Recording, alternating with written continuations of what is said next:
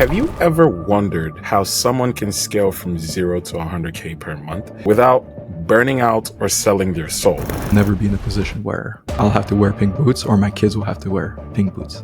If you're just starting out and you have no idea what to do and you don't have any money, nothing, learn how to sell and the rest will just naturally solve itself. Like all of the business problems that you'll have, most of them can be solved with. I'd say the biggest risk I took, which really changed my life, was dropping out of college.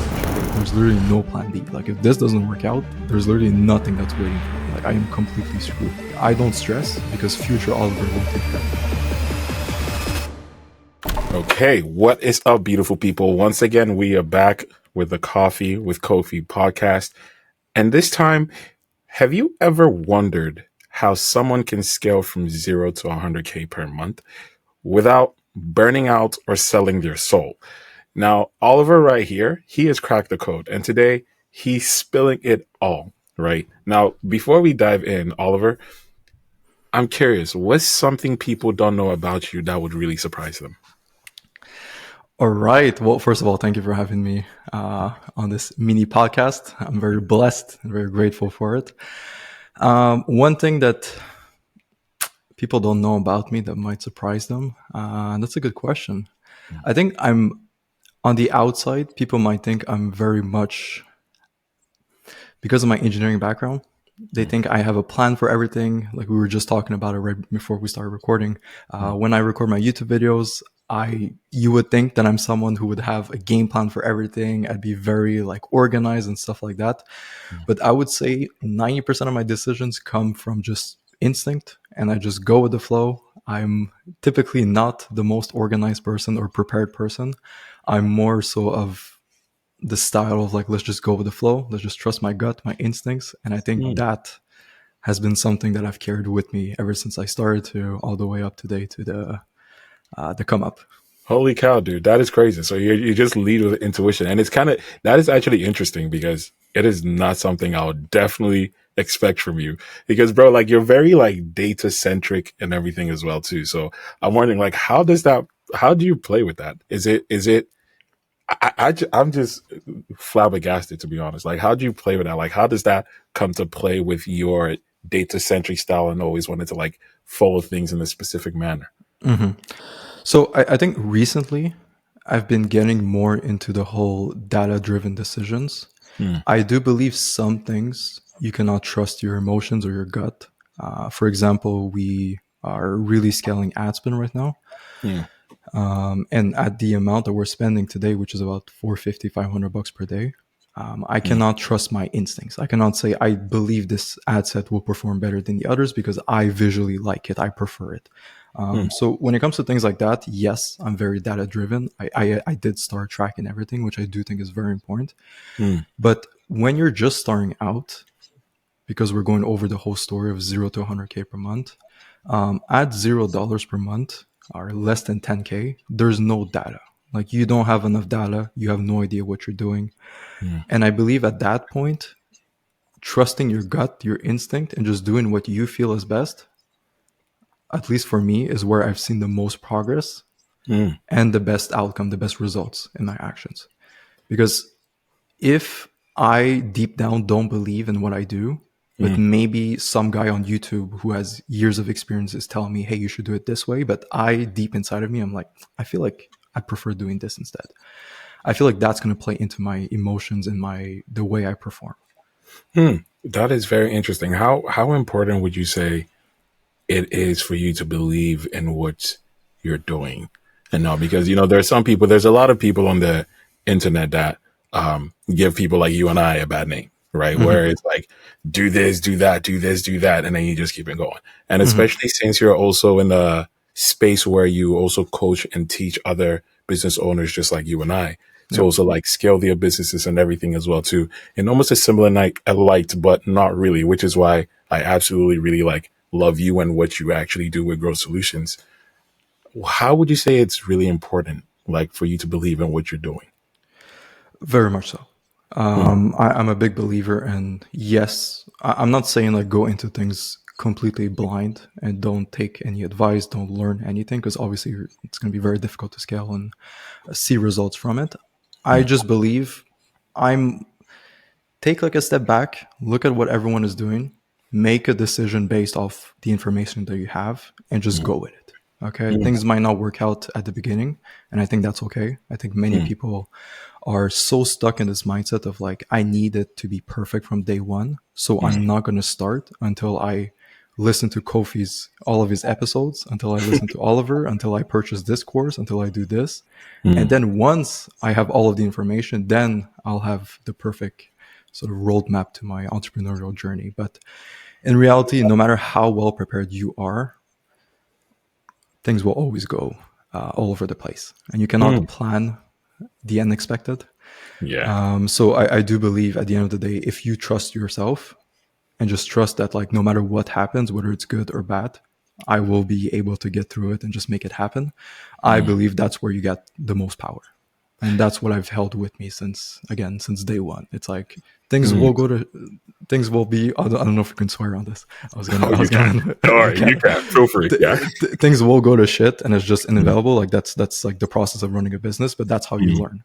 Okay. mm, I judge a successful person or someone who has done very well by the mm, mistakes that they made. It's like that famous quote in Wolf of Wall Street. I don't remember exactly what he says, but mm, I want you to trust me based off the losses that I have. Okay. mm, Because those are the ones that really build habits and teach you lessons.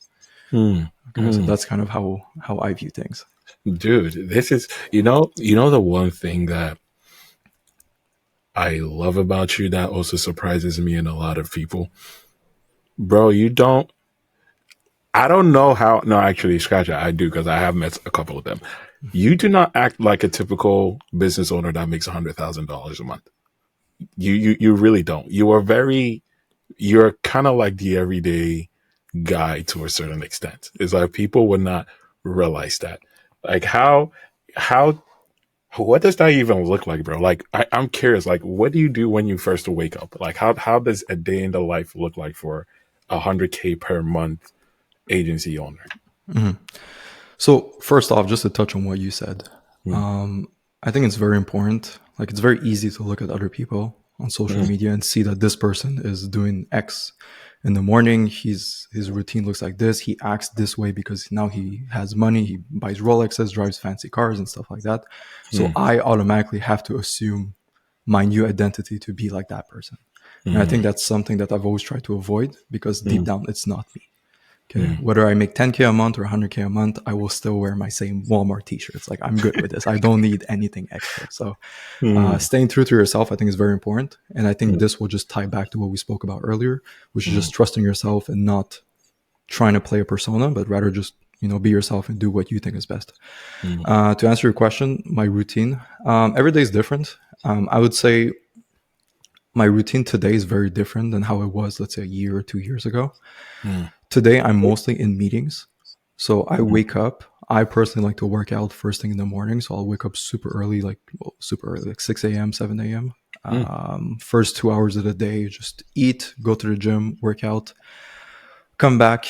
First hour or two will be just fixing problems. So whatever is mm, most urgent, I will mm, fix it.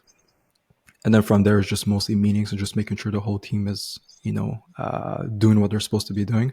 mm, I think I've done a good job at really outsourcing myself.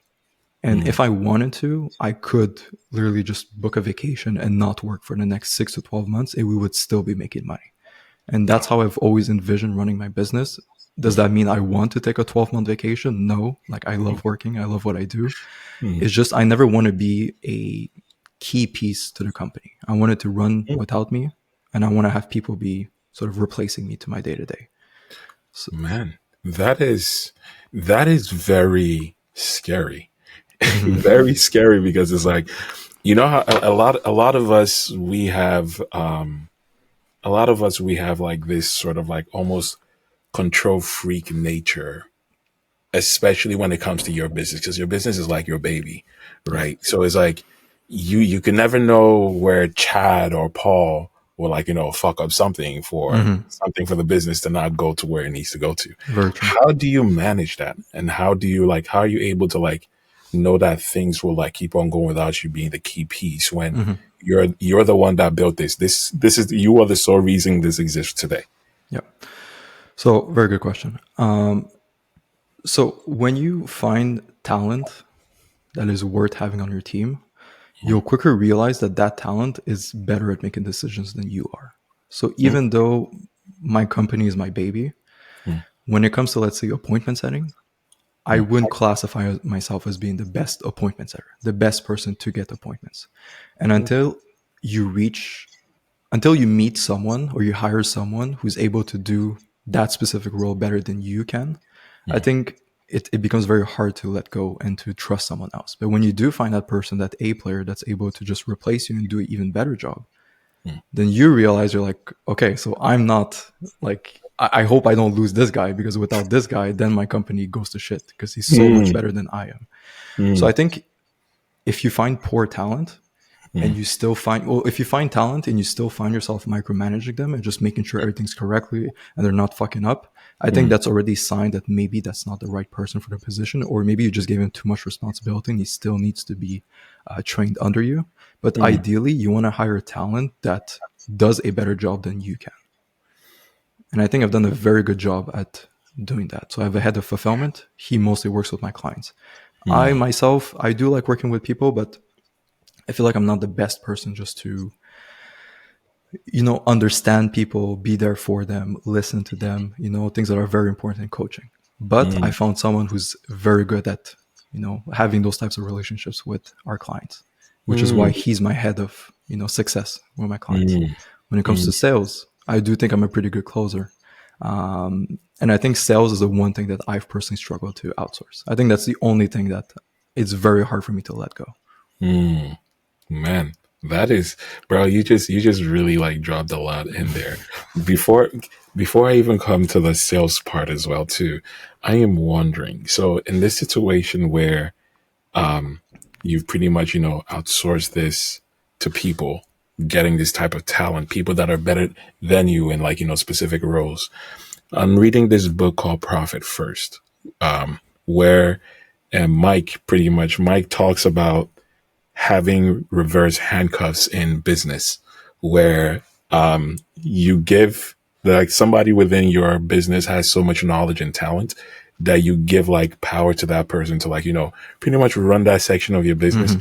and pretty much now the person has so much leverage that the person's like, hey, give me this or I walk away, and you're kind of fucked because Yeah. like that person is in that situation. How do you navigate your business to make sure things like that don't happen, especially given the way the agency space, it's very volatile in the Hmm. types of talent that keeps coming in and going out of Yeah. like agencies.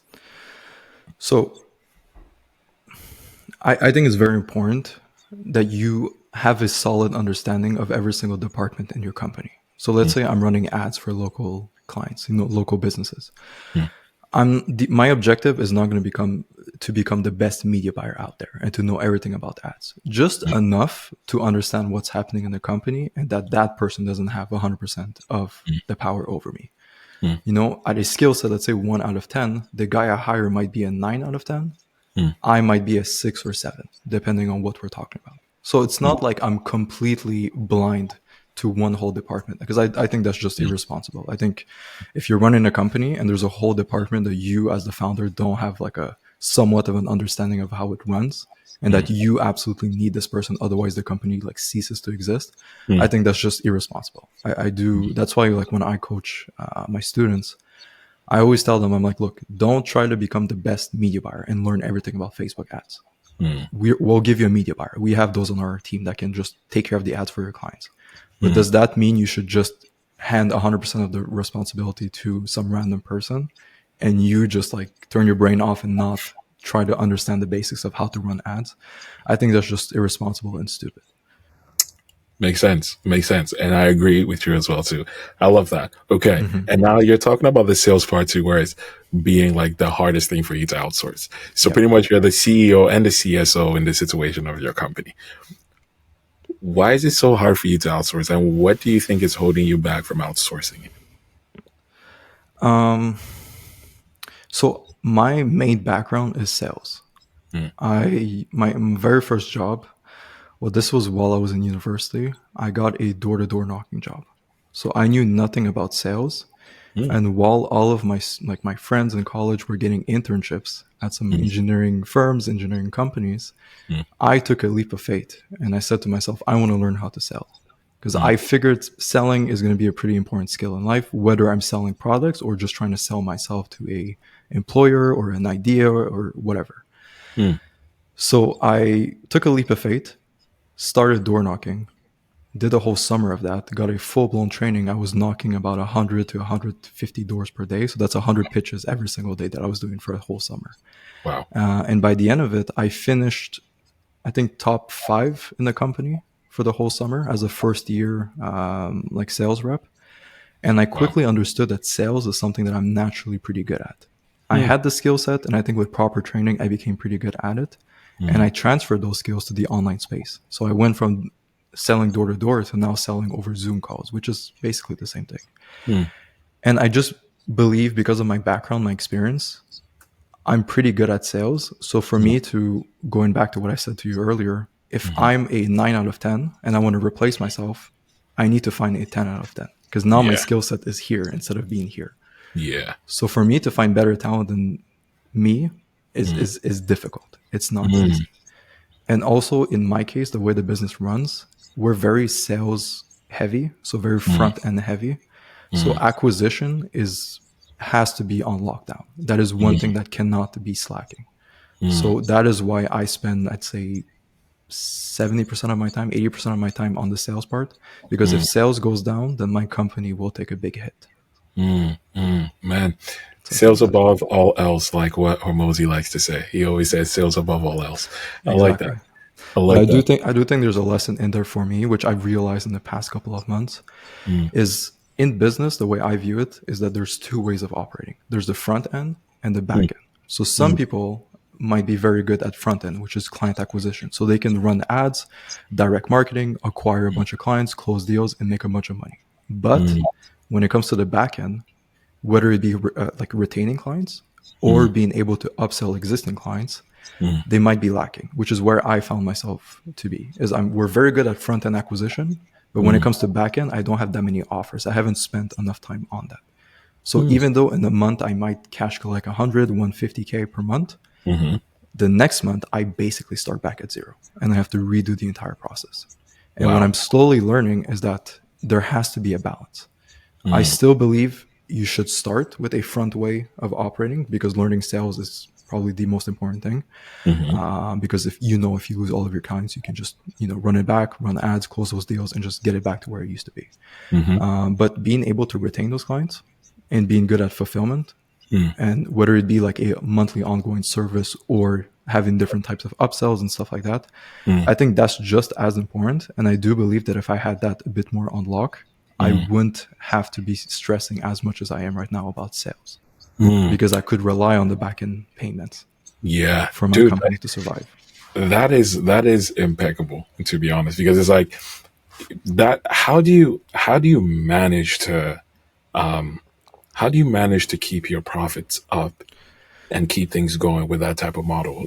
Especially because right now it seems like you've pinpointed a weakness in the model that you're running, which now you're trying to strike that balance, right? How do you maintain the profits to make sure it's not just an offset of revenue that just like masking everything? Because there's a lot of agencies in which we know of and even don't even know about making 400K a month, 500K, 800K a month, 750K a month, and they go Hmm. belly up. Yeah. And it's all because profits were just not there. How are you managing that with the way things are right now with Grow Solutions? Yeah. So that is like what I was realizing is as we're upping ad spend, we're getting more clients.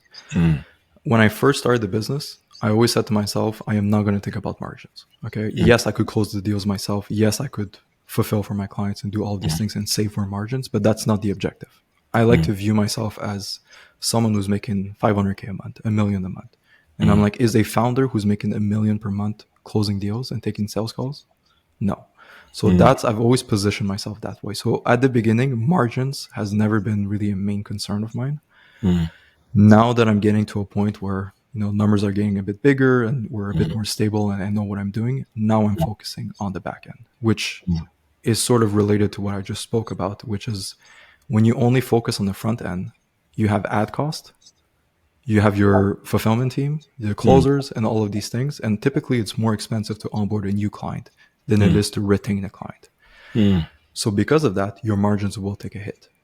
And the idea is that if you do have an impeccable backend system where your clients are staying there and you don't have to repay the cost to acquire a new client every single month, mm, naturally your margins will go up, mm, which is what mm, we're focusing on today.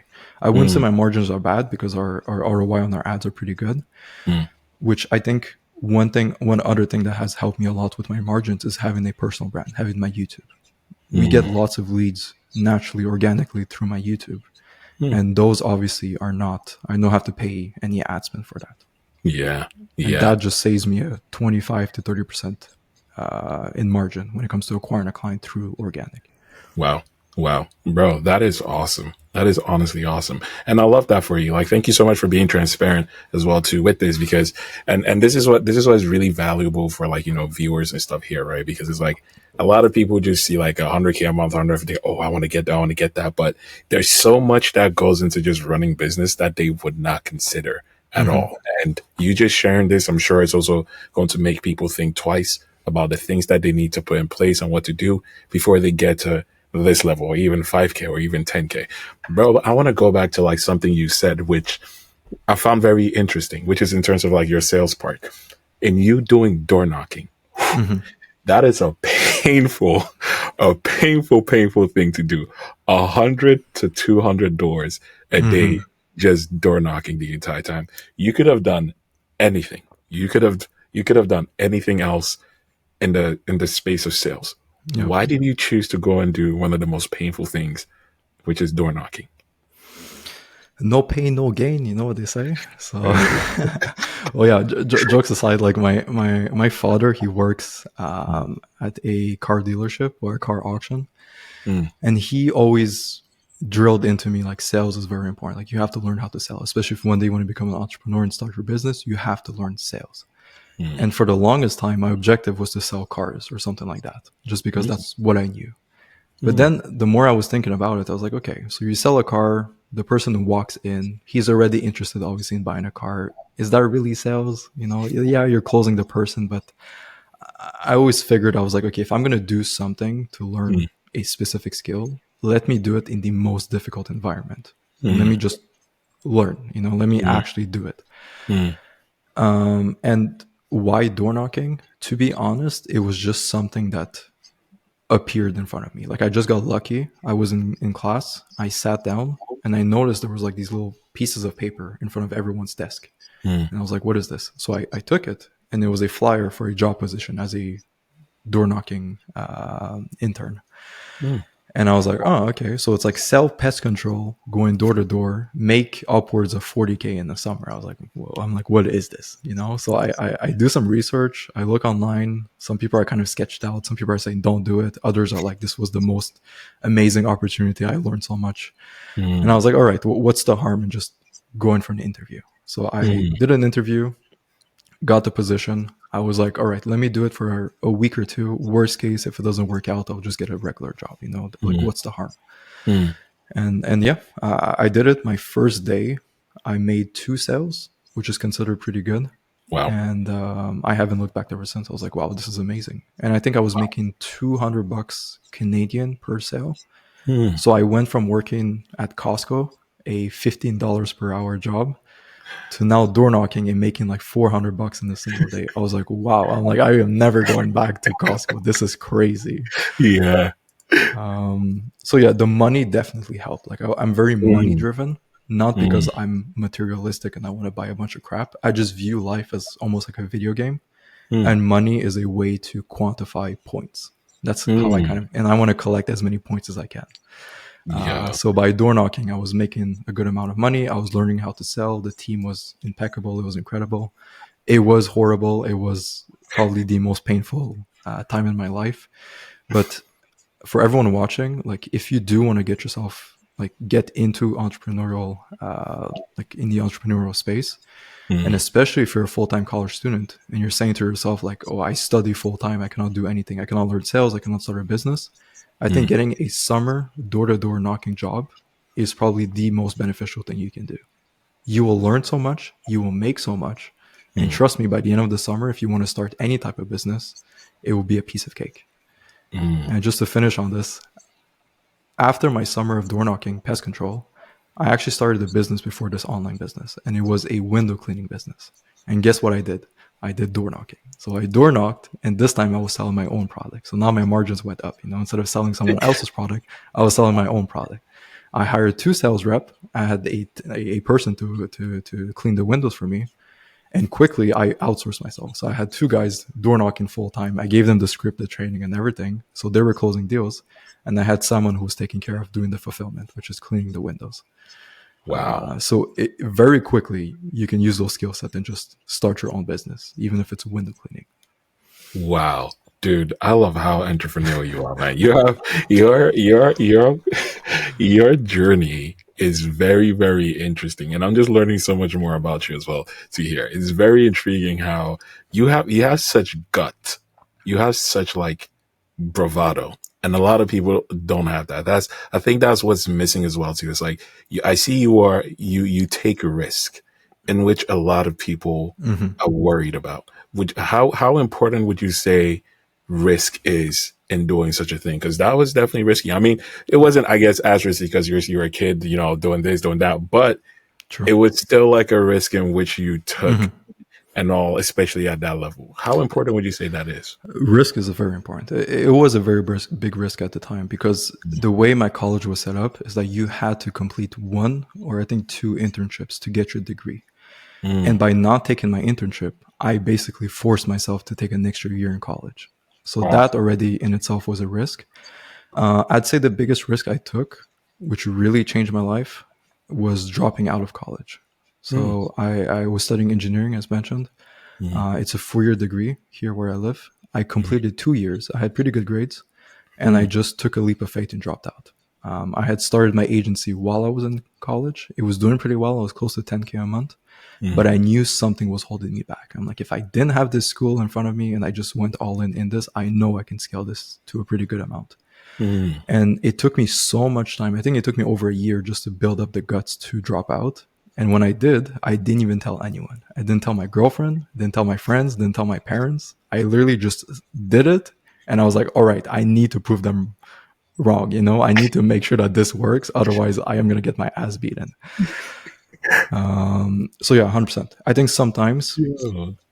I think everyone's different. Mm. I think some people will crumble under pressure. I think Mm. others will dominate under pressure. And Mm. I think you need to know yourself and place yourself in a situation where you cannot afford to fail. So that Mm. for me, dropping out was like, okay, there's literally no plan B. Like if this doesn't work out, there's literally nothing that's waiting for me. Like I am completely screwed. But before I dropped out, I was like, oh, if it doesn't work out, I have my degree, I'll become an engineer, I'll make decent money, my life will be okay. So I Yeah. didn't have that sense of urgency. There was nothing really pushing me. But when I Mm. dropped out, I had my back against the wall. And when I went all Mm. in and took that major risk, that's when, things magically started to happen because I could not afford to fail. So yeah, Dude. 100%, bro. Like taking risk is the most important part. But you have to be careful though. I'm not encouraging people to drop out and start a business. I think it's quite stupid to be honest. But putting yourself in a position where you cannot afford to fail, I think that's one of Mm. the best things that you can do for yourself. Man, I love that so much, bro. I really do. And I resonate with that heavily as well, too, because my background also, I guess my story is also a little bit similar as well, too, in terms of stuff that I had to sacrifice my back against the wall where I had no other reason but just to like push forth. And Hmm. it's very magical, especially taking that like risk and just like pushing forward no matter what, the things that can come from that. So I Yeah. love that a lot, bro. Bro, you said something that is very interesting to me. You said that you're money driven, but you're not money driven for like the wrong reasons and stuff like that, right?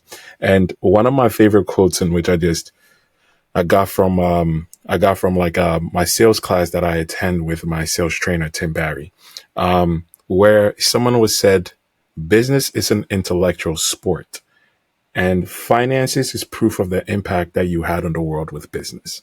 Mm. It stuck with me. I wrote it down and everything, and it's like my motto just going to 2025, right? I'm wondering, I know when it comes to money, there's always a why. everybody has a why. It's not just money, make this and make that. I want to like, flashy cash. And you're not Hmm. that guy either. What is your why, bro? Why are you so money driven? What exactly are you trying to achieve? That's a good question. Um, I think like growing up, we didn't have much money. Mm, My mom is an immigrant, mm, so when I came to Canada, I was 5 years old, 6 years old, mm, and we, of course, didn't have the best like resources financially. mm. And this is a personal story, but I remember Okay. when I was younger. Here in Canada, we have really bad winters, Mm, and this one year, I didn't have any more boots, like winter boots left. mm, So mine were broken; they had a hole in them or something, so I needed to get a pair of boots. mm, My mother couldn't afford a new pair of boots, so what she had to do is take the neighbor's boots, and that neighbor was a girl that was my age. She was like 10 years old at the time, or 9 years old, whatever. And I mm. had to wear her boots at school, and they were like pink flash. They had like pink fur around them and everything. And I remember just being so embarrassed. Like, even Oh, though no one probably noticed, it's just me. I felt so embarrassed to the fact that, mm, my God, I'm wearing pink boots to school. And I mm, don't know why. I think that specific time in my life really stuck with me. mm, And I always said to myself, okay, growing up, like, I'll never be in a position where I'll have to wear pink boots or my kids will have to wear pink boots. So I mm, think that has been something that's stuck with me for a very long time. And also, money is just freedom, like just being able to do whatever you want to do, mm, just like not having to work for someone, being able to take vacations, live a life. You only have one life. I'm not going to spend this life mm. working in the office and seeing, my boss every day and not doing anything that fulfills me in life. So I want options. I want options to do whatever I want in life. So Dude, I think wow. that's how I view money. Yeah, no, I love that. That definitely hit deep. I'm not gonna lie. Wow, I can imagine. What does your mom think about all of this in your journey right now? I Mm, can imagine, especially coming from that type of like background and everything. Like, what was her initial reaction when she found out that you dropped out and all? And how does she look at things now? yeah, that was a rough conversation. It was not easy. Like I said, my mom's an immigrant. Mm, She had me when she was 18 years old. I mm, remember going to college with her as a baby because she was mm, still in college studying to become a nurse. mm, So I think for her, having an education and having a traditional job is very respected. It's very much the path that's supposed to be taken to live a very, easy life. Like, you have money mm, coming in, you're not stressing about anything. mm, So for her, she always drilled into me like become a doctor, become an engineer, or something like that. mm, So I think I was just like really afraid to disappoint her by mm. dropping out. So I was like, I really need to prove a point and show her that, like, yes, I don't have a degree, but I didn't fuck up. You still did a good job. Like, don't worry. Yeah. And yeah, I think when I was making, I think 30K US to like 45 Canadian or something, I Mm, showed my mom my Stripe account, and I was like, look, mm, mom, like, you probably notice I don't go to school and I'm like very often at home and everything. But there's a reason behind it. And mm, I showed her my Stripe, and she basically still kind of doubted me. I mm, think still to this day, like, she's my mom, of course. Like, she still worries about me and everything. But I mm, do my best to help her and show her that, like, this is real, this is serious and everything. And I think now she's totally understood that, like, what I'm doing is not, kind of sketchy or mm, temporary and everything. And mm, I try to work hard to prove everyone around me that, like, this is actually this is real life. It's a new generation. It's This is not something that our parents are used to. Just being able to make this amount of money just by working from your computer. mm, So you have to see it to believe it. So I think if you are like younger and you're trying mm, to like show your parents like, hey, I don't need to go to college, I can start my own business and make money. mm, Yes, it's nice to say those things, but if you're a bum and you're in your mom's basement playing video games or watching YouTube all day, mm, then yes, I side with your parents. You are a bum and you should go to college. But if mm, you're able to go to your parents and show them how much money you're making and show them that you're actually taking this seriously, mm. I think the conversation that you'll have with your parents is going to be a lot different. Dude, man, But I yeah. love that a lot. No, I love that a lot, to be honest. I wonder what is your dad also, especially like, you talking about your dad and him like, being into car sales and everything. And now, his son is making 100K a month at least, sales, Mhm. new sales all the time, which is absolutely impressive, by the way. Right. I wonder, what does he also think about this? So my dad is my stepdad. Mm, So I met him later on when I was a bit older. I mm, think I was like 15 or something like that. mm. He today is a very successful CEO for a car auction company. So he does very well for himself. But he Nice. did the traditional path, which is he got a Mm, business degree, stuck with one company his entire life. It's been, I don't know, 30 years he works for the same company, went up mm. the ranks, and now he does very well for himself. Wow. So I think that has always been like a friendly competition for Mm, myself. I was like, okay, it took you 30 years to make that amount of money. Let me do it in 2 years. Um, and I think after all this time, he kind of gets it, mm, the grind of doing the same thing over and over for years on end. And when I did tell him how much money I was making, and I showed him, the proof, of course, because you have to show mhm, proof with what you're mhm. doing. He told me, like, he gave me the green light, basically. He told me, he's like, keep doing what you're doing. Like he approved. He didn't say much. Like I could Yeah. tell he was kind of like not too sure what to say, but he looked at me and he was like, "Just keep doing what you're doing." And Mm, I think he even him at the amount of money he's making, mm. he realizes that he's still trapped. It's like this famous golden handcuffs. It's like yes, Man. he's making so much money and he can basically buy whatever he wants, but Mm. Monday morning he has to be in the office at 9 a.m. He Ugh, has to be there on Tuesday, on Wednesday, on Thursday. ugh. So it's a different lifestyle. But no, I think overall my parents are very proud. And Mm, again, I think if you're trying to prove to your parents that you're able to do it, just do it and mm. then show them the proof. And we have a student in our program, Praveen. I think you know him. Yeah. Um, when he joined my mentorship, he was 16 years old, working Mm, a normal, he's a high school student working some side job. mm, Spent his last money on me for me to mm. coach him and everything. He was one of my very first students. I really took it personally, so I'm like, I will help this kid, scale and make some Mm, money. mm. Today, a year and a half later, he's making 25K per month while Nice. still being in high school.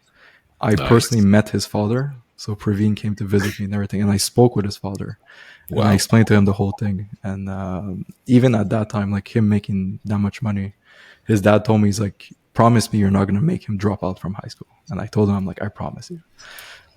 So Yo. I held my promise. But when it comes to university, I think even his parents are starting to realize that what he's doing is very serious, and they're giving him the Mm. green light to not go to university. So Bro, that is amazing. You're changing lives, and that's the thing I love about you, man. I really do, because you were one of the very few people that like I met, and then you just had like a data sheet of all the people that you pretty much like helping change lives. I was like, oh my gosh, like Oliver is like really like something else. And Praveen, shout out to Praveen as well too. He's a killer. I see him a lot too. You've really like invested a lot into that kid, and he's like killing yeah, it, bro. he's Bro, crazy.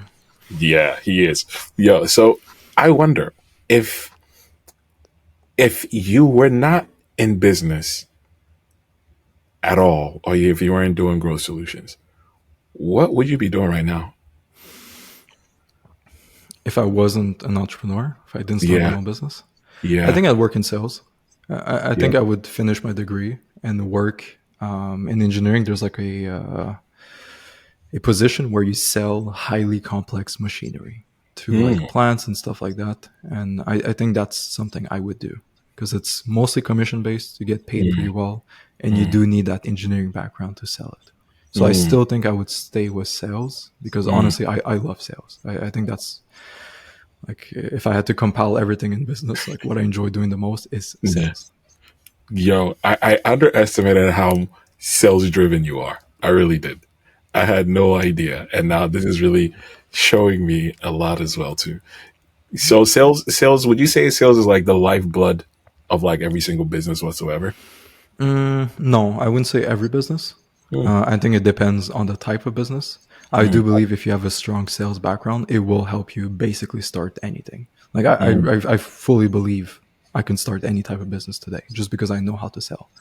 But mm, certain products, let's say if you're doing software, if the software is actually good and it does what you say it does, you don't mm. really need to become a good salesperson because typically it makes sense. You don't have to convince me to use Zapier. Like it's Zapier, it works. Exactly. So when it comes to software, you need to have a very good product. Mm, So the product does the selling for you. Mm, But when you're selling something like, hey, I'll run your Facebook ads for you, lots of people are doing it. So mm, by being good at sales, it will help you accelerate the whole process and, get the ball rolling and get your first couple of clients in the door.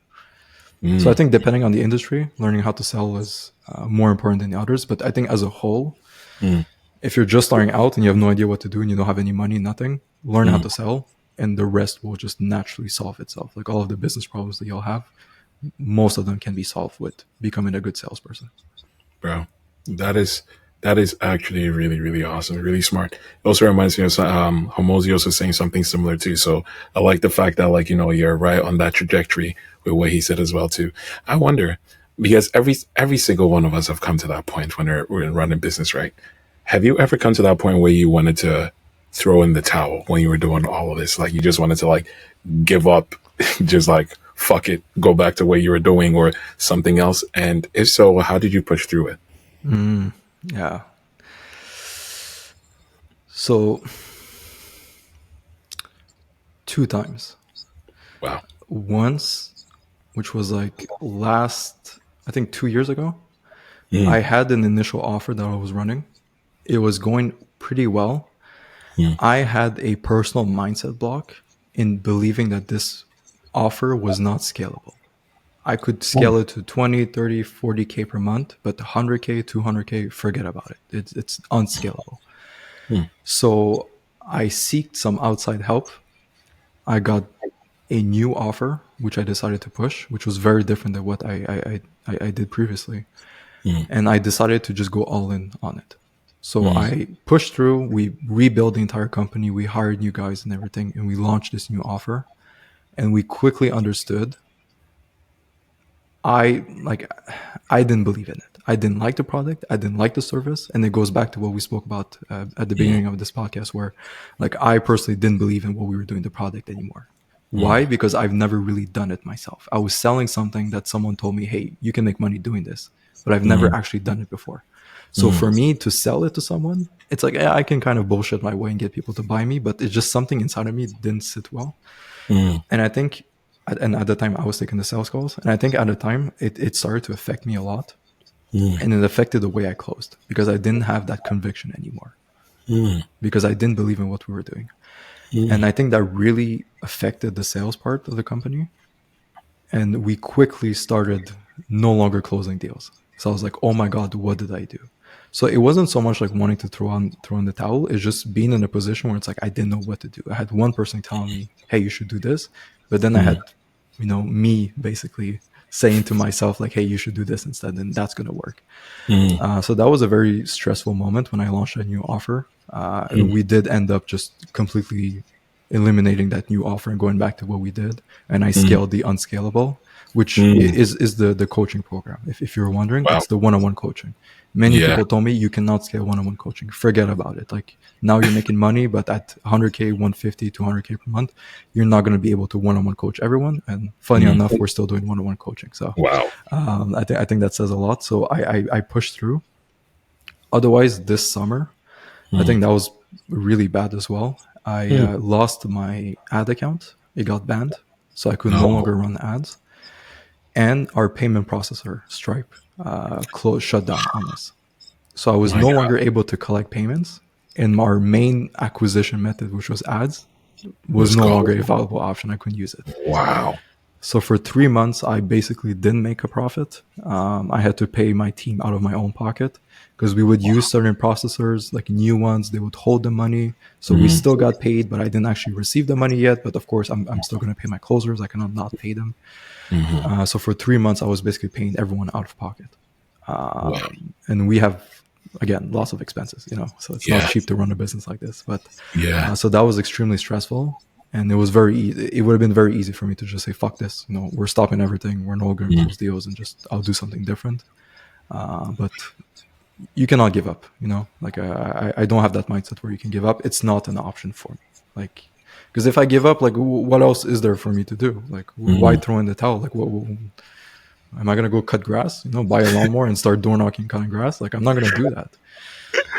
So like I don't like you asked me like have I ever wanted to throw in the towel? I don't think so because like it's not an option for me. But yes, there were times where it was absolutely horrible mentally for me to run the business. But Wow, never would I give up on this dude. unless someone physically restricts the Wi-Fi from me, takes my computer, and I can no longer have a house above my head to run the company. Like I don't think anything can prevent me from running my business. Wow, dude, that is a tough one. I'm not gonna lie because it's very interesting you say that too because I'm currently in the process of actually moving away from Stripe because they also like just held like my company money just recently. Luckily, I was able to quickly like fix it and they released it. Okay, But that's good. before then, I saw it coming and I've been moving over to this new payment method called Numeric. Okay. Amazing, amazing payment gateway, by the way. And now, I'm trying to like get away from that. But I'm wondering, like, how did you? Because that is some tough shit for you to go through, especially ad account banned, Mm-hmm. main acquisition, like funnel just gone, and Stripe. It's a different type of mindset that you need to have in order to bolster through that for Yeah. 90 days. Yeah. How did you do that, bro? Because it's not something easy to go through daily for 90 days. That's a Mm-hmm. long time. So I say to myself, the more challenging things I'm able to overcome and go through, Mm, the harder it's going to be for my competition to do the same thing. So if I'm mm, able to do it, to get through 90 days of not being able to collect a single dollar, but still pay everything, mm, how is the next guy going to be able to do it? And that just kind of like separates me. And I think, again, me mentally, I will never give up. I'll always find a solution and everything. I think the hardest thing, I think it's easy when you're by yourself to go mm, through like a difficult period. Like mentally, if you're able to go through it, then like you'll be fine. But mm, what's harder is when you have a 8-man team behind you and they cannot see that you're stressing. The amount of times that I've taken team calls where deep down I am stressing. I'm like, I have no idea what's going to happen. I have no idea what I'm going to do to fix the ad account. All of my payment processors are holding my money. I don't know what to do. I don't know how I'm going to get paid, but I will never show them that. We'll hop on the call and I'm like, guys, like, don't worry, everything's under control. Like, I'll fix it. Like, I just spoke to Facebook. Like, things are good. Like, we're going to be okay. And then I go to sleep and I'm like, I have no idea what I'm going to do. Like, I'm oh completely shit. fucked. I'm like, I might have to open a new credit card, to pay everyone. Like, it's like, but you cannot let your team see that. See that. Mm, So I think that's very important. mm, Otherwise, for yourself, I think I was a lot more stressed at the beginning and panicky because mm, you're very new to this. It's like going to the gym.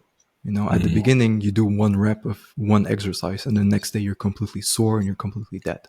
But Right. after a few years of working out, you build up this tolerance of, all right, I'm able to work out for a whole hour, and the next day be semi okay, not be that sore, Mm-hmm. because you've built that muscle of being able to handle stress and go through problems.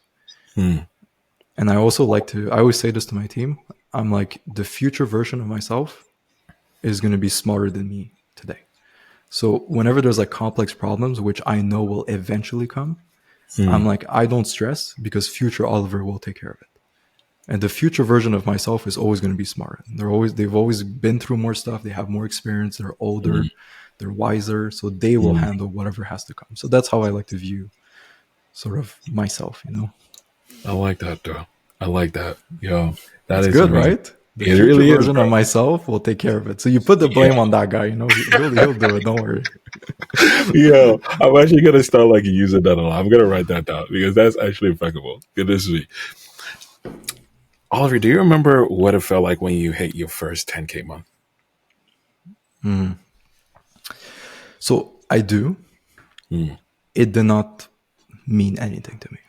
I did Wow. not. I did not. Because for me, 10K was nothing. I was like, everyone's Mm, making 10K. I want to make 100K. I want to make 500K. So I mm, think I've been very ambitious. And the way I set my goals, I almost set myself unattainable goals because it mm, forces me to work so much harder. So, for mm, example, I just made a YouTube video about this, but at my door knocking company, once you hit 100 sales for the season, for the summer, you would basically get like a all-inclusive trip. So they would organize a trip, fly you out, and you would basically be part of that. wow. Sorry. So for many people, 100 sales was the ultimate objective. Once I hit 100 sales, I'll make this much money. I'll get that free trip. Mm, Boom, my job is done. mm, And what happened is that when I noticed is that as soon as people would hit 100 sales, they would stop. They would just slow down. They went from making mm, 3, 4 sales per day to now barely 1 sale per day. mm, So what I found most of the time is when people set themselves a specific goal and they reach it, they stop because job's done. mm, But what I like to do is set myself a goal that's overly ambitious. So I wanted to make 100K my first month. Deep down, mm, I kind of knew I wouldn't be able to make it, but I still ended up at like 25, 30K in my first year, which I was pretty happy with. mm, So that's how I like to set myself goals. I'd say the most, like when I felt the richest is when I started to make online money, when I closed my first deal and I got paid. I mm, remember it was like $100. It was my first. It was a plumbing client that I was doing on a pay per job basis, mm. and I got him a job through Google Ads. He paid me like $100 something, and I was like, wow. It's like I can go buy a protein bag and it's basically free. Like I basically got paid online for it. Um, so I think that I was very happy. I Mm, think another moment in my life, which is kind of unrelated to the whole online business space, but when I was 15, 16, I mm, worked my very first job, which was I was just like cleaning and stuff like that at a motorcycle dealership.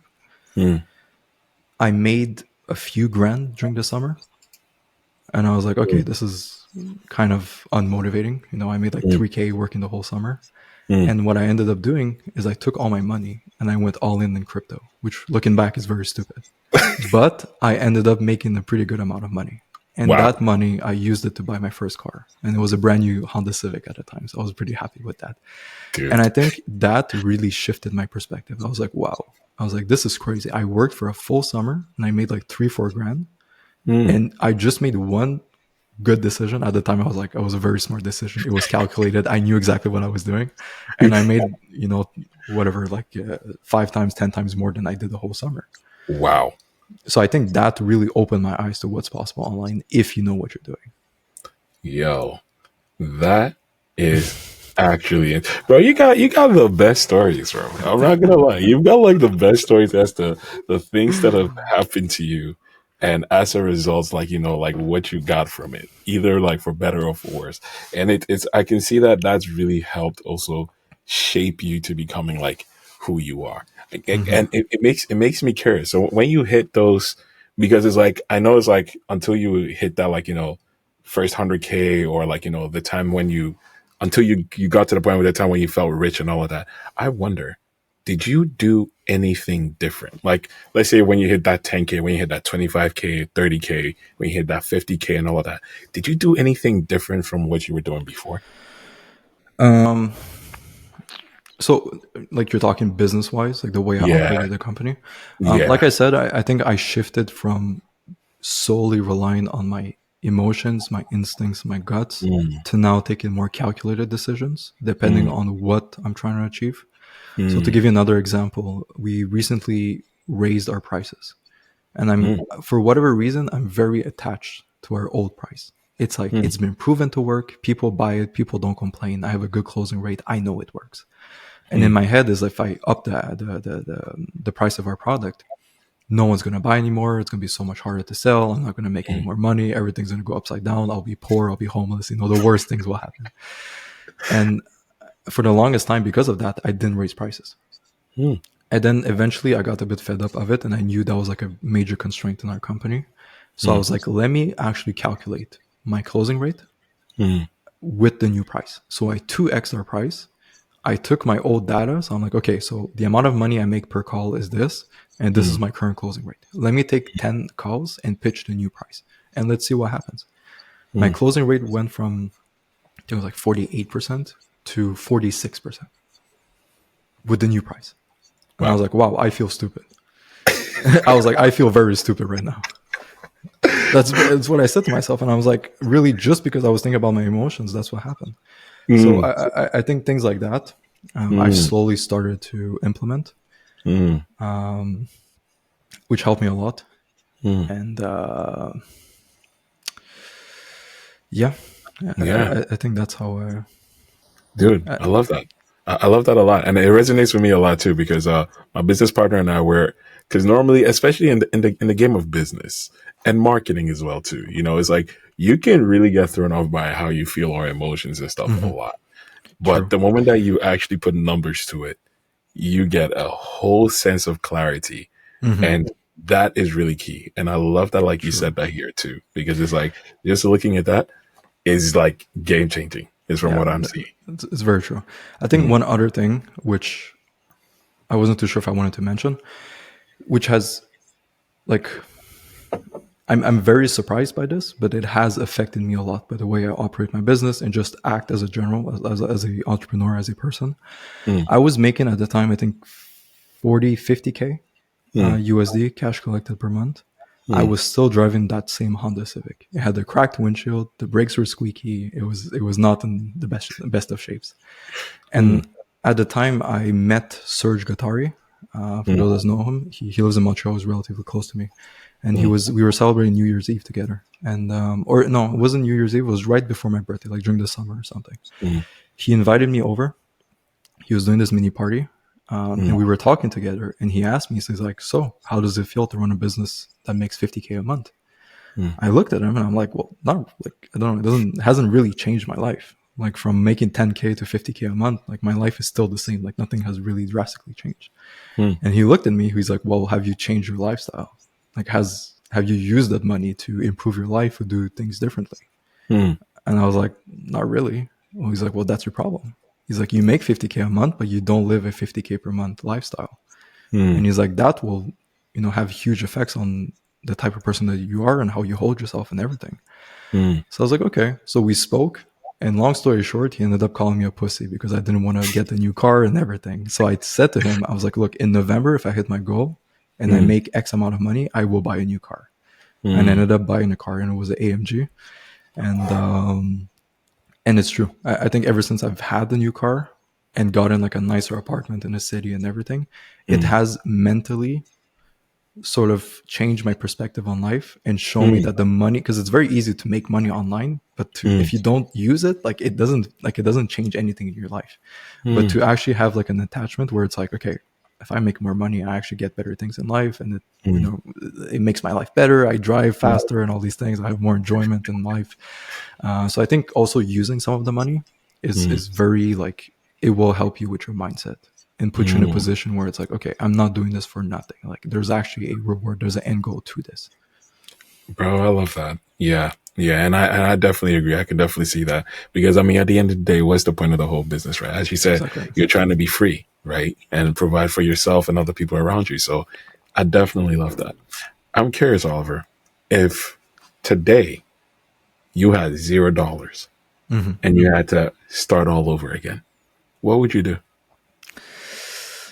I've been working out, so maybe OnlyFans, like maybe just Oh shit! shake my booty a bit, make some money. I don't know. They make pretty good money. Hey, true that though. True that. Uh, Oh so shit. if I had $0, Mm, I'd work in sales. I'd get a mm, sales position, a remote sales position, which, by the way, if you're watching this, we're hiring a bunch of closers. mm, Um, I get a sales position, learn from people who know better than I do, how they mm, run a company and everything. So ideally, I close for a smaller company. So mm, not a no, not those big firms that you find on LinkedIn, to apply mm, and everything, but just like the small like business making 100K, 200K, 300K per month, mm, just because you're so much closer to the founder and you actually get to see how they operate the business. And I do believe you learn so much. And a mm, few of my closers, Praveen being one of them, he used to close for me. And I think he mm, learned a lot from being with us. And then he mm, eventually started his own company. So I'd get a sales position. I'd afterwards, once I had enough money, I would start an agency, probably working mm, with local businesses, like a blue mm, collar niche. And I would put all my money into ad spend. So I'd run ads, direct marketing, get a bunch of sales calls. I'd split my time. Half of the time I would close for that other person. The other time I would close for my own agency. mm. And once I get a few clients, then from there I'd go full on into the agency space and start right back to where I was like 2 years ago with the Yeah. agency. Dude, you just give like the roadmap to all these other guys over here as to how they can actually get this thing going. So I actually love that, and I appreciate that you also give that sauce too, bro. It's the thing I love about you. One of the things I love about you, in which a lot of businesses do not have, is something I pride myself on also having. But you have it to that level in which, like, I really adore and admire team building. Hmm. Like, I wonder, how do you hire the right people? It's very difficult. Mm, I think that's the skill I've had to develop the most. mm, And if I had to make a list of like what's the most important skills, mm, yes, sales is up there, but I do mm, think management and being able to find good talent is also very much up there. mm, Um, I I don't want to say I got lucky because obviously I worked for my YouTube, I worked for my business and everything, and I don't think anyone would want to work with me if I was just a bum not doing what I was supposed to do. mm, But as I was just building my business, most of my key hires just naturally came to me. So mm, just to give you an example, my head of appointment setting, I didn't even know you could. Like back in the day, I didn't even know cold DMs was a thing. Like I would just cold call. Like I didn't know cold DMs was a thing. So when I mm, started my coaching business, I would solely rely on YouTube. And then I met this person. I pitched him the price to my mentorship program. He's like, I don't mm. have the money, but he's like, let me cold DM for you and get you like 10 clients. And he's like, once you get you 10 clients, then let me in for the mentorship for free. I was like, okay. I was like, what do I have to lose? And he did that in a week. And I used to book, I think it was like 20 calls a month for my Mhm. YouTube. And he in a week got me like, I think 15 or 20 appointments. I was like, this is crazy. So I hired him on the spot. So I gave him access to the mentorship. But I was like, hey, bro, I want you to work for me. Let's make this happen. And Wow. that was like 2.5 years ago. And he's still Mhm. with me today. Wow. So he's an example of someone, a talent who has a higher skill set than I do when it comes to appointment setting. I only knew organic. He Mm, knew cold traffic, how to convert cold traffic. So again, mm, I learned the basics from him, but he's still the goat at it. It's not me. Some of my hires are ex-students of mine.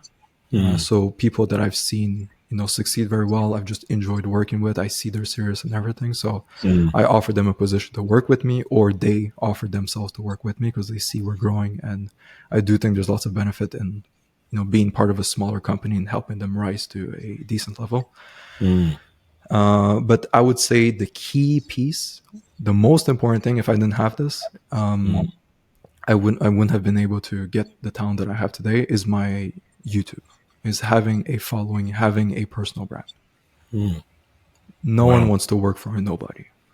They want to work for the next Iman Gadzi, the Mm, next Alex Hormozy.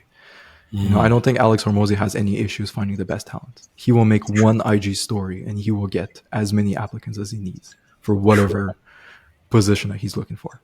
True. So I think having True. a personal brand is the ultimate cheat code to really anything. Is Mm, having organic leads that you don't have to pay ad costs for, mm. building proof. So when you do meet a stranger and you're trying to pitch them on the service, they can actually do some research on you and go on your YouTube, your followings, and just look into you a bit. Mm. And also, more importantly, hire the best talent because they will come from your YouTube, your organic, and everything. Dude, man, you have like I'm also like learning so much from this as well too, and I'm also like taking notes. I'm very glad I'm doing lots of like heavy content stuff this year coming, because it's interesting because like again I've you have that level that I'm trying to get to, and also further when it comes to the team building. And I mean, I've been through a lot of people that came in and went out. Some willingly, it was mutually. Others, I had to let them go. Others, Mm-hmm. they just left. So it's been like a tough thing to just like bring on the right people. But you have said that one thing there right now, which I always remember. Nobody wants to work for nobody. Exactly. That is really key. It's very true. Interesting. I think it's Interesting. also about setting a standard in your company. I think I'm Mm, very military style in the company. I'm mm, very like, you work as many hours as you want, you do what you think is best. I'm not micromanaging anyone. I mm, even hate calling them employees. Like I mm, cringe inside of me when I say my employees. I say my team members, the guys on my team. Like I don't even want to use that word because they're not employees. mm, but I give them lots of, like, I don't micromanage, which I see lots of people, they hire a new guy. Here's your 10-page SOP. This is how you do things. You text me by 8 a.m. when you start your shift. You do this and everything. I personally am not like that. But if you show me that you're not able to do things on your own and I have to micromanage you, you're Mm. out. Like, I have no Mm. tolerance for bullshit, no tolerance whatsoever. So I think that's another very important key piece when it comes to building teams. Mm. Hire fast, but also fire fast. Mm. Like, Yeah. don't drag someone because they may have potential. It's like, fuck that. No. It's like, if you get into a relationship with a girl that's crazy, are you gonna sit through 2 years hoping that one day she's gonna be better? It's like, no, fuck that. I'll find someone else that's already like at the level that like I'm looking for. Yeah. And that's how I view Yeah. life, and especially when it comes to building teams. I like that.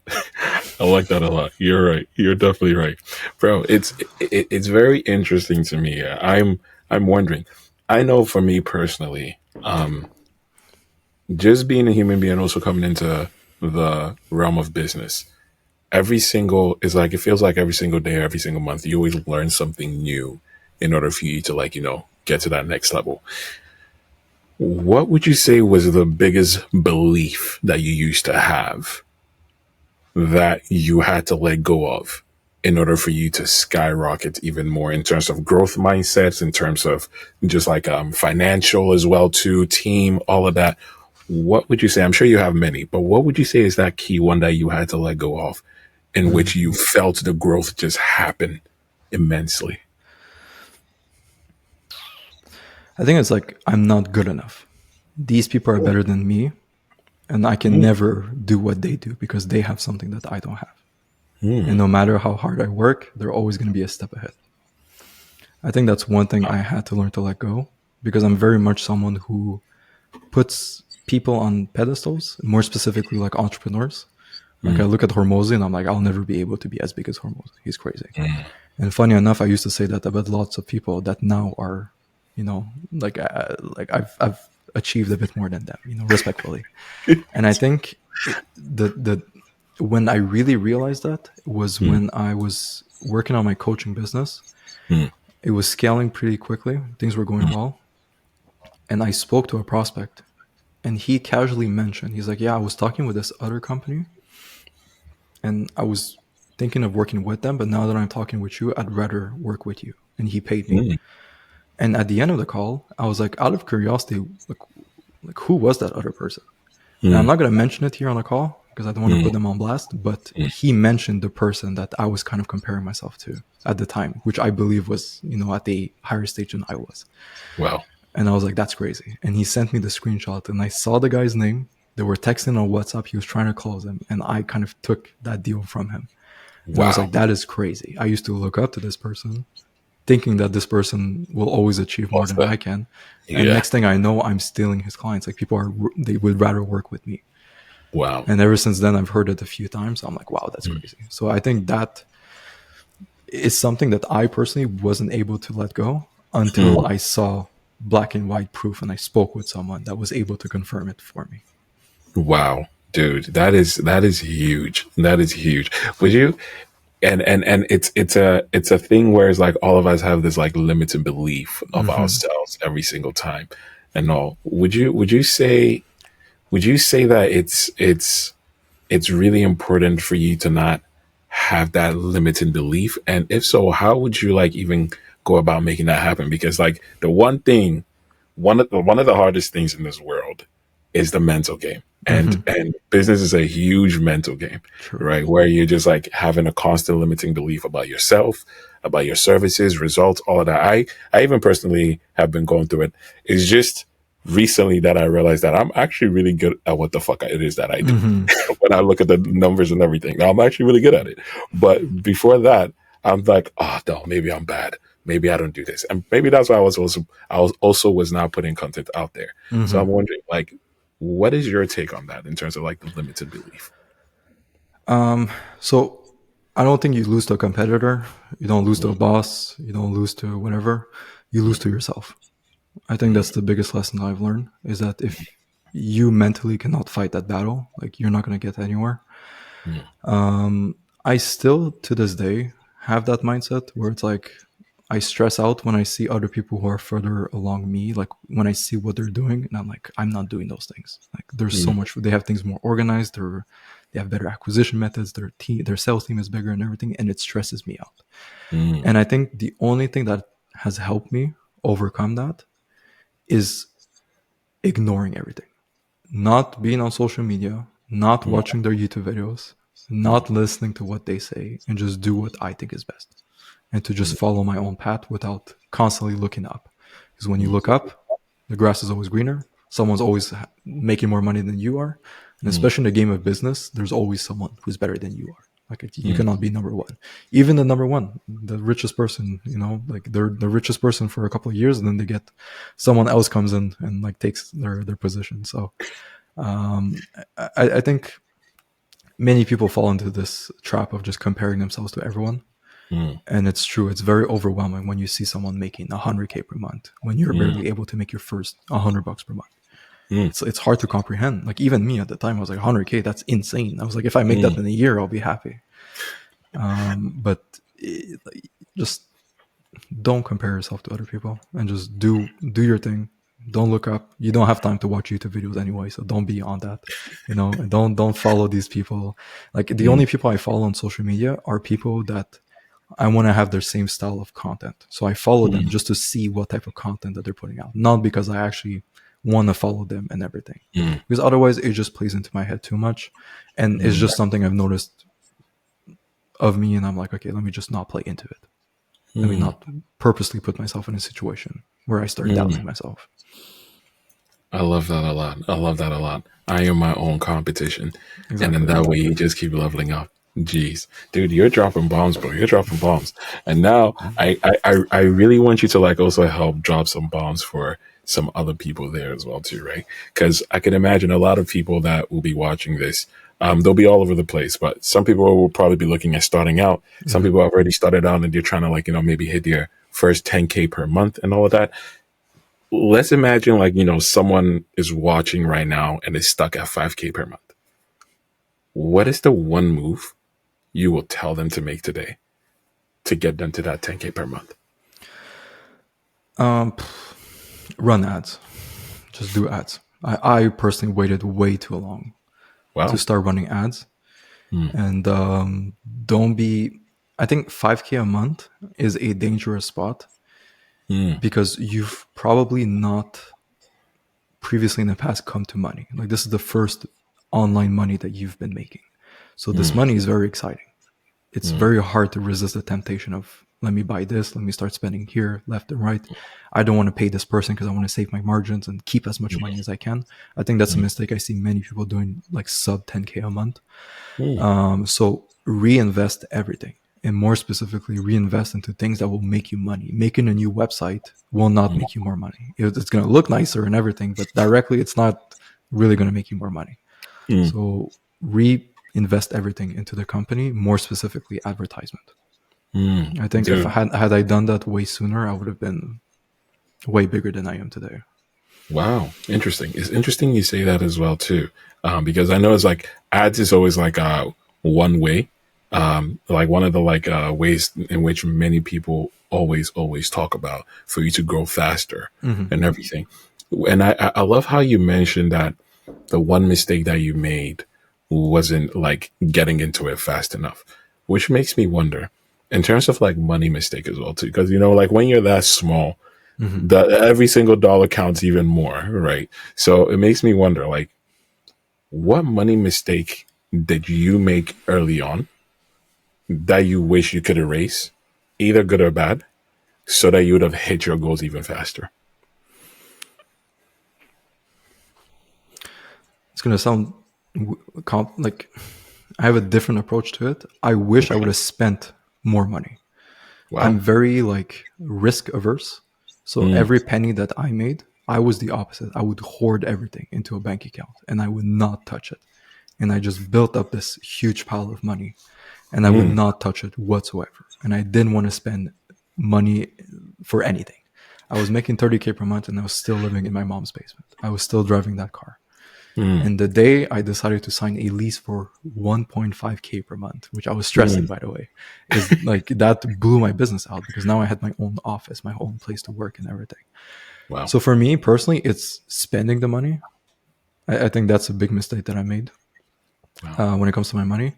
And I would say Mm. also not being aggressive enough with my Mm. money. I'm too, I still am today, which I'm trying to work on. I'm Mm. too passive with the way I scale. I realize I need more closers, but it's like, whatever. We'll get a few closers here and there. We'll slowly build a team. There's no rush to it. Mm. But now recently, I launched a new ad campaign specifically to get closers. And I'm trying to get Wow. 8 interviews per day instead of 8 sales calls per day on my calendar and just be super aggressive with everything. Wow. So yeah, don't spend your money on dumb shit. I know you want a fast car. I know you want Rolexes and shit like that, but at the end of the day, it's not going to change anything. It's not going to help you. And just spend your money on things that will make you more money. Mm. Then once you have so much money that you don't know what to do with it, then you can start spending it on dumb shit and realize that it's dumb shit. Don't try to justify it and say like, oh, well, if I get the AMG, then I can post it on Instagram, then I can get more sales. And no, like just it's a dumb purchase. Let's be honest. It is. It is. Um, and yeah, I think that's it. I think I was going to say Yeah. something else, but I forgot. Okay. No worries. No worries, bro. It's. I love that you say that, and it's like I've realized that lately as well too. People were like posting all these stuff. I don't know. At least for me, and for the type of people that like I like to work with, I've realized that like the people that post all these Rolexes, all these like cars and stuff like that, Mm-hmm. they rather like push away the authentic people, and they rather just go towards the mass amounts of people that want that lifestyle, but Yeah, I guess don't really understand exactly what it is to get there. yeah, And from what we've come to learn, most of the time, people are just fronting and all, and yeah. they don't actually own those things too, Mm-hmm. right? So it's very interesting you say that. I wonder, bro, aside sales and running ads with the marketing, could you give me 2 hacks, or could you give the audience just 2 hacks that you can swear by for scaling revenue fast? Do more of what's working. Don't try to reinvent the wheel. I think that's a big one. Is many people try to be fancy with it and Mm. start a new business, start a new product, find a Mm. new way to acquire clients and stuff like that. Mm. But when most of the time is just stick with what's working and go all in. Mm. So I think that's hack number one. Just don't try to reinvent the wheel. Just you found something that works for you, just do it. Just do 10 times more of it until it breaks, Mm. basically. Hack number two Mm. is don't be afraid to spend your money business wise. I recently paid a coach 1K for a 1 hour long call, Mm. and that money paid itself within a few hours. Wow. He's the Wow. one that helped me with increasing the price. He's basically the one who told me stop being a bitch and just start tracking your stuff instead of like being scared about raising your prices, and you'll see Mm. you'll close a deal. And that same day I had Wow. a few sales calls and I closed it for 2x price. So I made my money back right away. Wow. So yeah, don't be afraid to spend your money on like coaches, mentors, learn from other people. I think that's Mm. a very underrated way to just accelerate the growth. I think Yeah. the Wow. networks, the people I've met through just a single mentorship program, Mm. I bought it just because the person, it was Serge, who was located in Montreal. The main Mm. reason why I bought it, not because of the actual program, was because I knew I would be in contact with him. And Mm. today I've made a podcast with him. I've met him in person. I've celebrated New Year's Eve with him. I've met all of his friends as well who are in the same space. And the Wow. connections that I made, kind of like how we were speaking earlier before we started the call, Mm. rubbing shoulders with the right people can be extremely beneficial to you. So whether it Yeah. be online or in person, do take the time to expand your network and meet some people. And if it takes Mm. money to do it, then fuck it, do it. Do it. Yo, I love that. I love that a lot, heavy, because I'm also really big on always investing in yourself Mm-hmm. and spending money in those type of places so you can always level up. So I love that you say that. That's Exactly. like It's it's such a it's huge it's like hack. reinvesting in. It's like you asked me earlier if I had $0 and I was starting from zero. If I'm Yeah. at $0, the one thing I still have is my knowledge, my skill sets, and everything. So Mm. that's one thing that no one can take from me. My sales skills, no matter how much Stripe bans me or my ad account bans me. At the end of the day, I can sell. I'm not stressing. I'm sleeping well at night because you take away everything from me. I'll go door knock my neighbor right now and sell him a fucking whatever I have on my desk. I'll sell it for him and make the money back.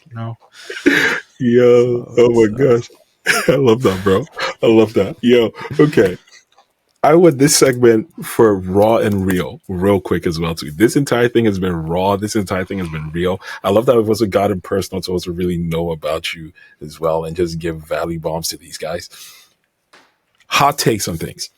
What is a popular business guru tip that you think is total BS? follow your passion. Oh, that is a hot take, and I agree. So I'm curious why you say that. Holy shit. Because following your passion means you do something that you enjoy.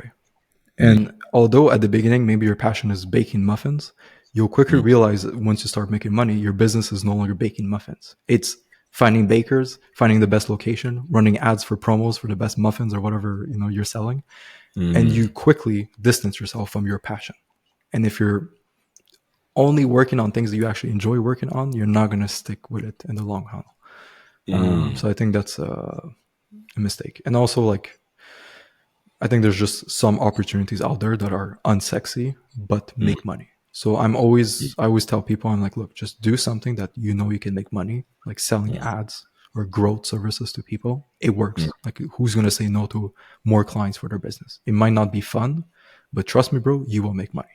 And Yeah. then once you make the money, if you want to start your own, I don't know, like Gatorade brand and like your sports drink or whatever and slap your face on it and that's your passion business, then go ahead. You have enough money to basically spend on it. So, Mm. yeah. Dude, I love that so much as well too, because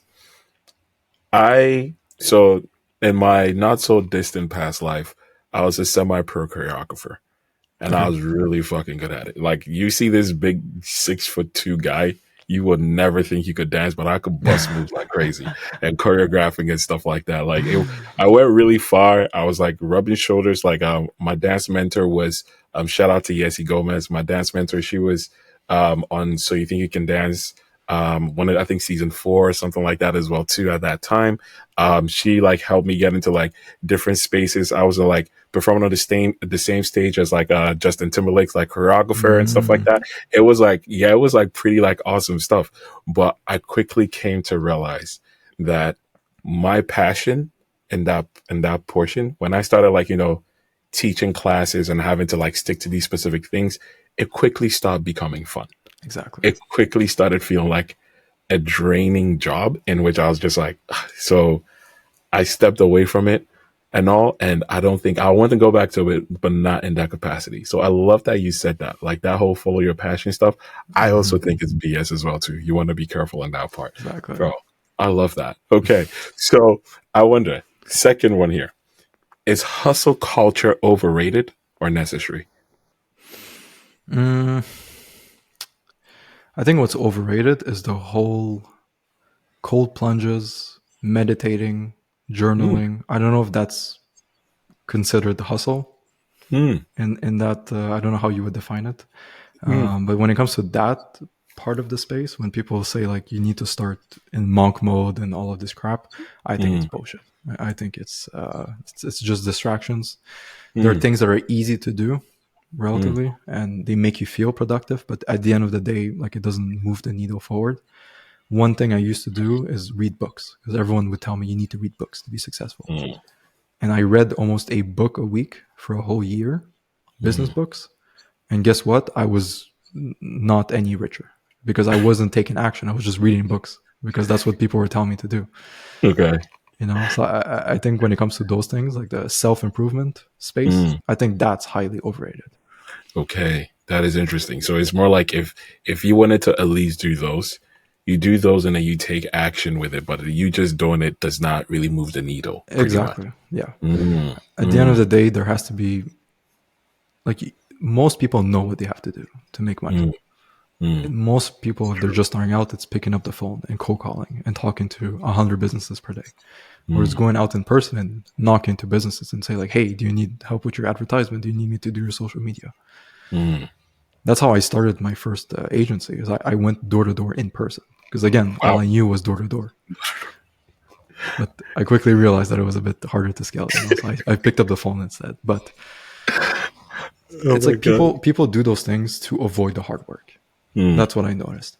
And mm, I always tell people as well that like it may be hard at the beginning, but just know that it gets easier afterwards. I don't know for you, Kofi, if you feel the same way, but mm. I feel 0 to 5K, 0 to 10K was way harder than 10 to 100K. Yes. Way harder. I had no idea what I was doing. I had no money, no self confidence because I'm like, why should I be confident in myself? I haven't done shit, Like I don't deserve to be confident. Yeah. No resources, no people to help me. I was just by myself in the basement, trying to make it happen. And I think Yeah. if you're able to get past through that period, then Mm, afterwards life becomes so much better. You are right. I agree with you heavily, bro. Because it's like those are the times when you're just pretty much fucking around and finding out, trying to figure Mm-hmm. things out, and put the processes in place so that you can just stream from there. So it's Exactly. it's it's very yeah. I resonate with that heavily, bro. I'm curious because we all have that one crazy thing we all did, right? What is the craziest thing you've done to land a client? Over exaggerate the proof, the my capabilities as a entrepreneur trying to help like business owners. So like I Mm, said, my first client was a plumbing client. I run mm, Google ads for them. mm, I didn't run the ads myself. I had a media buyer with me, mm. and it was some guy from some country, in India or something like that. Okay. And he asked me, he's like, "Are you the one running the ads? Do you have a team here in the local area? Do you have an office?" I'm like, "Yeah, yeah, of course. We're very professional. We do things and stuff." So I think at the beginning, that's probably something I did that looking back, I don't think I had to do it. I think I could have Mm, I think I could have done things differently. mm. But yeah, I'd say that's the craziest thing.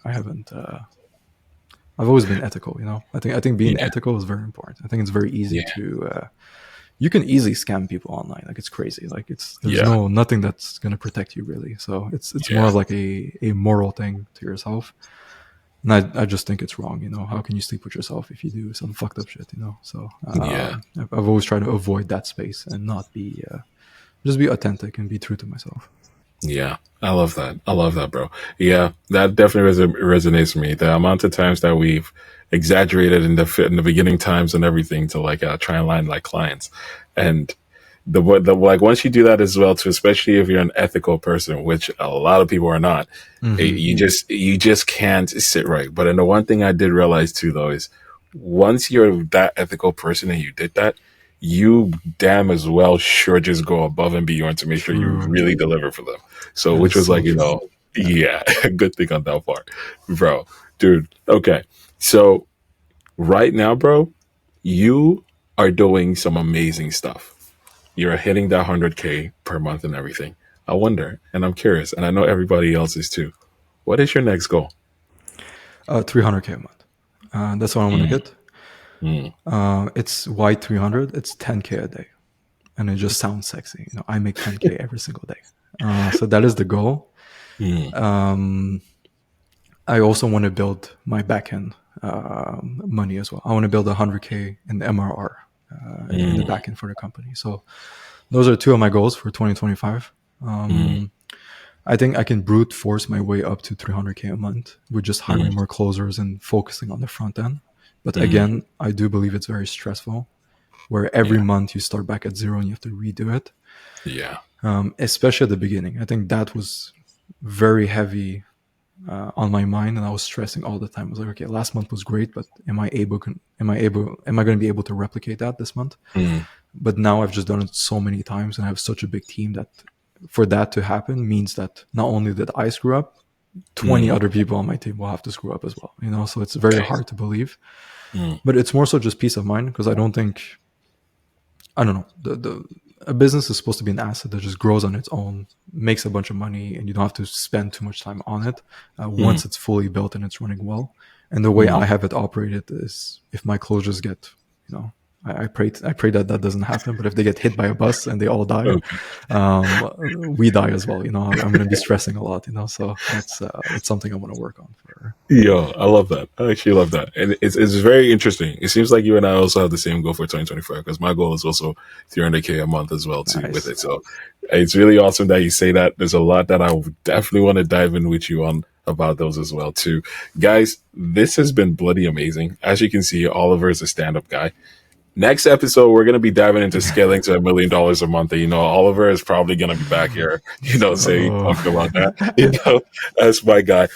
Oliver, if people, because I know you're in the space, a lot of people that I also like watching stuff like this, Mhm. they are going to be curious about getting into contact with you and everything of that sort.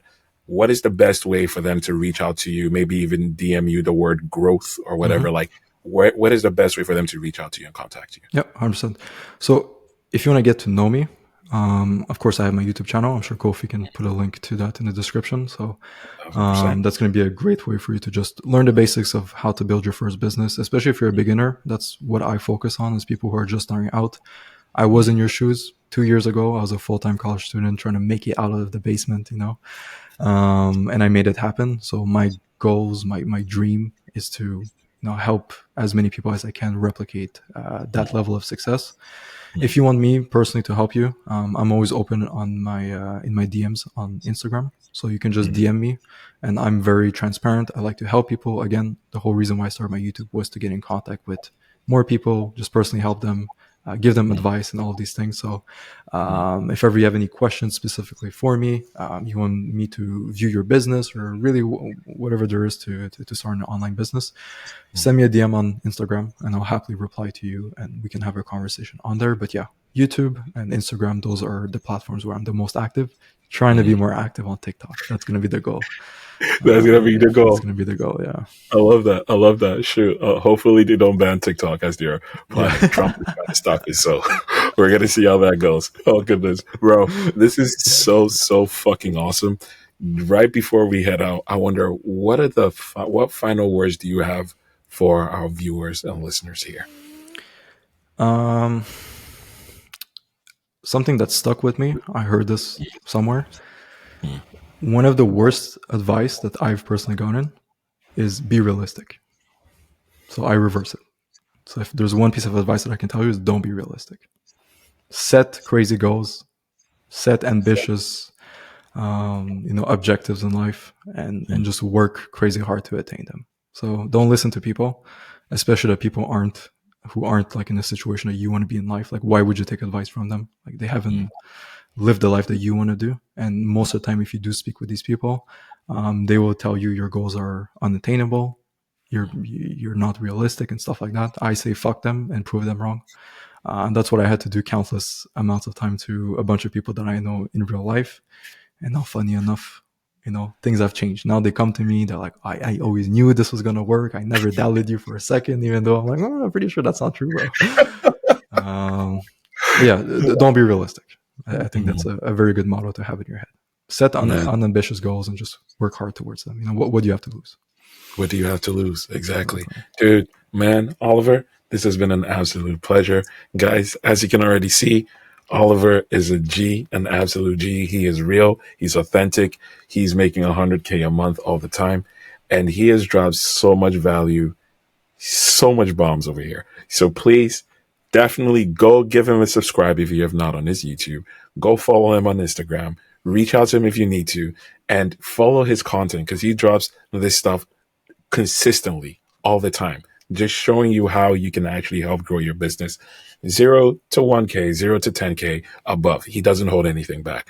Oliver, brother, it's been an absolute pleasure. Thank you so much for coming on to this. And that $1 million a month, once you hit that, bro, just let us know. We're back here talking about it again. Thank you for having me over, Kofi. This was a very great talk. This is probably one of the best conversations I've had in a long time. So I'm very happy about this. Hey, my guy. Same here, brother. Appreciate it.